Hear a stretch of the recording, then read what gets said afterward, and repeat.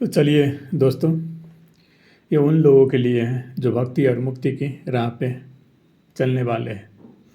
तो कुछ बातें जो बहुत ज़्यादा ज़रूरी है आप लोगों के लिए जानने के लिए, नहीं तो बाद में आपको शायद पछताना पड़े अगर गलत रास्ते चुन लिए तो, गलत विधि अपना लिए तो। इसलिए कुछ बातें जो हम आप लोगों के साथ शेयर करना चाहते हैं भक्ति और मुक्ति की राह पे चलने वालों के लिए है। तो सबसे पहली बात जो हम आप लोगों के साथ शेयर करेंगे कि भक्ति और मुक्ति वो आप लोग किस विधि से अब कर सकते हैं। तो आप लोग भक्ति और मुक्ति दो विधि से कर सकते हैं। बहुत आसान तरीका है। भक्ति ज्ञान से आपका कल्याण होता है, आपका कल्याण होता है। भक्ति ज्ञान से आपका कल्याण होता है। भक्ति ज्ञान दोनों एक साथ ही आता है। क्यों? क्योंकि आपको बिना भक्ति ज्ञान नहीं होगा। सब अपने अपने भक्ति अनुसार ही ज्ञान अधिकारी होता है। तो आप भक्ति नहीं करिएगा तो ये मत सोचिएगा कि आपको ज्ञान हो जाएगा। बिना भक्ति ज्ञान नहीं। अर्जुन को भी द्वापर युग में जब समझाया जा रहा था रथ पे, तो बहुत सारी चीज़ें समझ में नहीं आता था उसकी, तो उसे भी यही एडवाइस दिया कि साधु संतों की सेवा करने के लिए, साधु संतों की सेवा करने से ज्ञान अर्जन करने की क्षमता बढ़ती है। तो साधु सेवा, कबीर ने भी यही लिखा है, साधु सेवा ही समृद्ध सेवा है। जो धन मिले आपको इस धाम से, उसे साधु सेवा में लगाइए। साधु सेवा ही समृद्ध सेवा है, वरना इस जग में व्यर्था गवाया।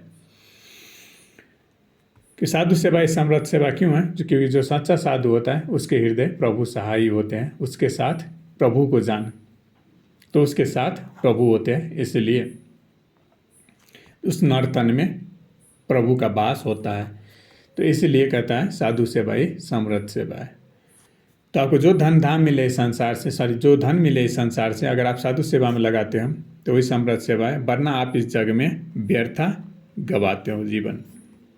ये पहली चीज़ जो आपको जानना है। पहले चीज उपाय क्या है? भक्ति ज्ञान से आपका कल्याण होता है। दूसरा उपाय क्या है? योग। मिटे संदेह तो होए मुक्ति। तो दूसरा उपाय है योग। जब आपकी संदेह पूरी तरह से मिट जाती है तो आपकी मुक्ति होती है।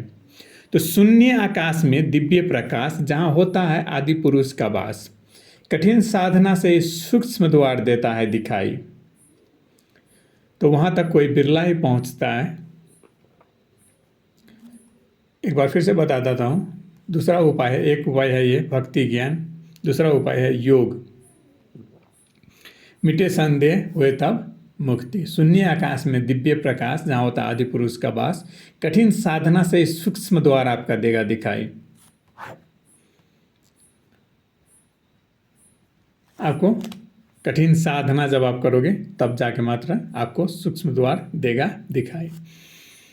तो जब आदि पुरुष मतलब निर्गुण ब्रह्म, कबीर, सगुण ब्रह्म की योग विधि से करने के लिए आप उदाहरण ले सकते हो महात्मा बुद्ध की। वो सांसों पे ध्यान लगाते थे, एक दिन सफल हो गए। निर्गुण क्या है? सांसों की सांस में। कबीर कहते हैं मैं तो सांसों की सांस में। आप अब हमें ये बताइए, जब सांसों पे ध्यान लगाने में इतनी कठिनाई है तो आप सांसों की सांस पे ध्यान कैसे लगाइए? ऊपर से ये कलयुग की समय, ऊपर से थोड़ी सी आयु है इस जग में, ऊपर से ऐसे वातावरण नहीं होता। ऐसा वातावरण व्यवस्था करने में आपको लगेगा, क्योंकि ये सत्ययुग, त्रेता युग, द्वापर युग नहीं है। अभी का वातावरण आप देख सकते हैं। जंगल में जाके सालों साल रह के, 5 साल 10 साल रह के कठिन साधना करना संभव नहीं है आजकल के युग में। अभी के समय में ऐसा वातावरण बनाना, व्यवस्था बनाना नहीं है। इसीलिए सबसे आसान तरीका है अभी के लिए भेद जानना। आपको चिन्हना होगा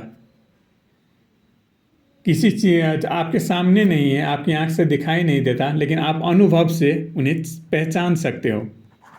उनका अनुभव करना होगा, जानना होगा, चिन्हना होगा। चिन्ह के आप क्या कर सकते हो? हृदय से लगन लगा सकते हो, सिमरन।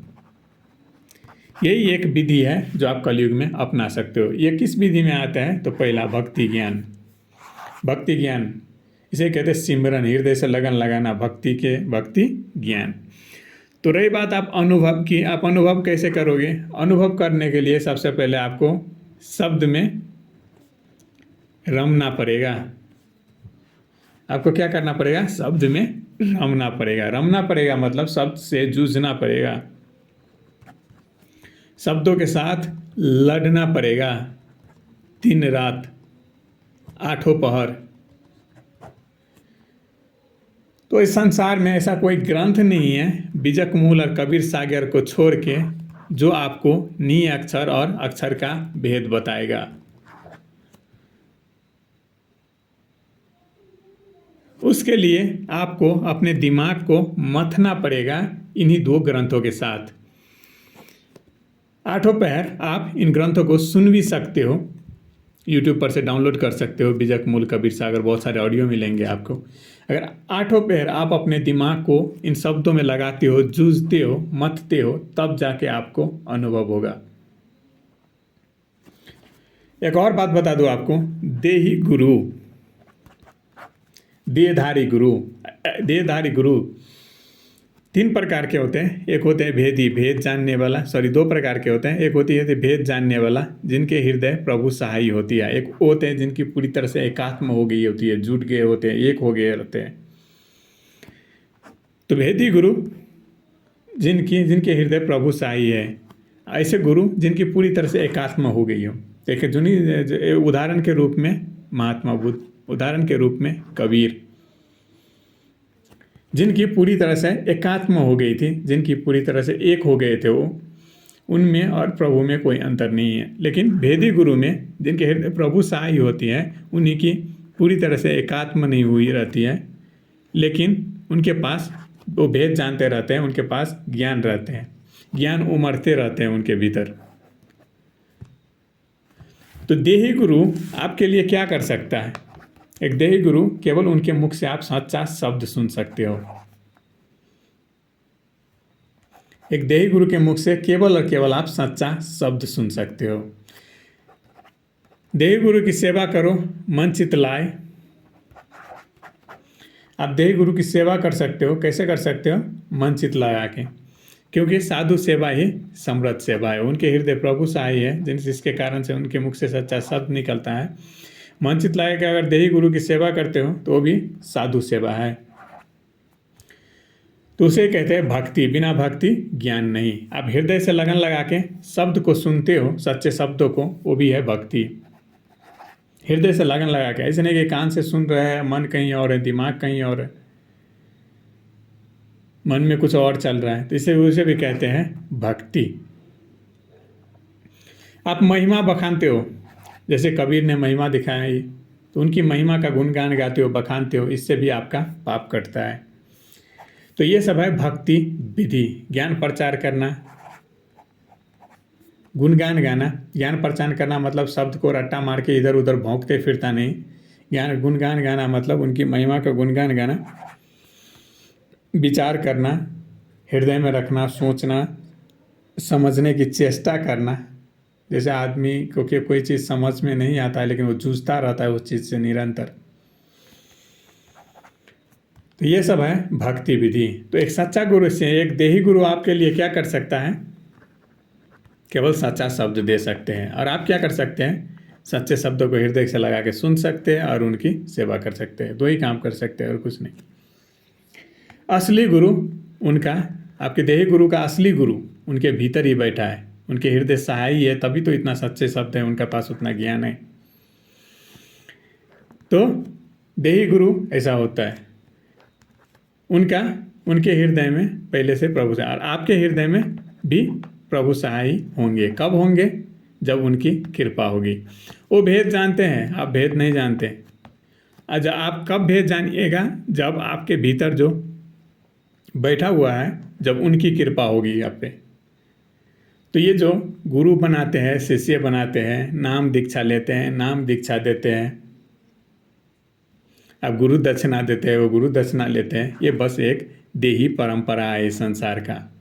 सबका असली गुरु उसके भीतर ही बैठा है। इसका ये मतलब नहीं आप अब देही परंपरा मत करो, देही परंपरा को मत अपनाओ। देही परंपरा करो, देही परंपरा अपनाओ। मतलब असली गुरु कौन है? जो आपके देही गुरु के भीतर बैठा है, जो उनके मुख से बोल रहे हैं। आपका असली गुरु भी आपके भीतर बैठा है। इसलिए कबीर कहते हैं गुरु शिष्य में कोई अंतर नहीं करते। जो गुरु शिष्य में अंतर करता है, ऐसे गुरु भव से नहीं तरता है। और शिष्य जो अपने गुरु से द्वेष रखता है, ऐसे गुरु भी भव से, ऐसे शिष्य भी भव से नहीं तरता है।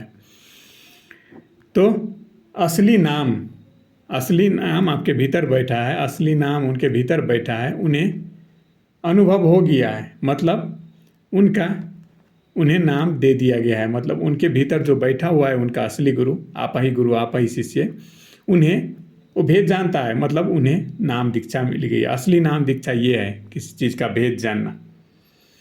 ये देही गुरु है, उनको वो भेद जानते हैं, उनके हृदय प्रभु से आया है, मतलब उन्हें असली नाम दीक्षा मिल गया।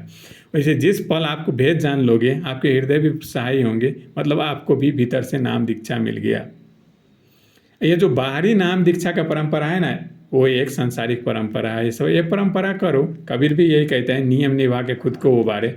कबीर खुद गुरु बनाए थे, नाम दीक्षा लिए थे। ये सब एक परंपरागत है, संसार का व्यवहार है जो पालन करते हैं। तो ये है सही विधि भक्ति और मुक्ति का। जैसे तिल में तेल होते हैं ना, वैसे आप तिल में से तेल कैसे निकालते हैं? उसको पेर पेर के वैसे ही आठों पहर आपको तपना होगा। मतलब शब्दों के साथ जूझना होगा, रमना होगा। कबीर सागर बीजक मूल में जितने भी शब्द हैं, उन शब्दों को चिंतन करना होगा, बूझना होगा, विचारना होगा। जब तक आप आठों पैर उन शब्दों में रमते नहीं हैं, हृदय से लगन नहीं लगाते हैं उन शब्दों के साथ, तब तक आपका कुछ नहीं होने वाला। बाहरी गुरु से ये परंपरागत नाम दीक्षा लेके कोई फायदा नहीं। असली नाम दीक्षा आपके जो भीतर बैठा है वही देंगे। जिस पल आपको अनुभव हो गया, मतलब समझ लिया आप लोग, आपको नाम दीक्षा मिल गया, असली नाम दीक्षा मिल गया, असली नाम मिल गया।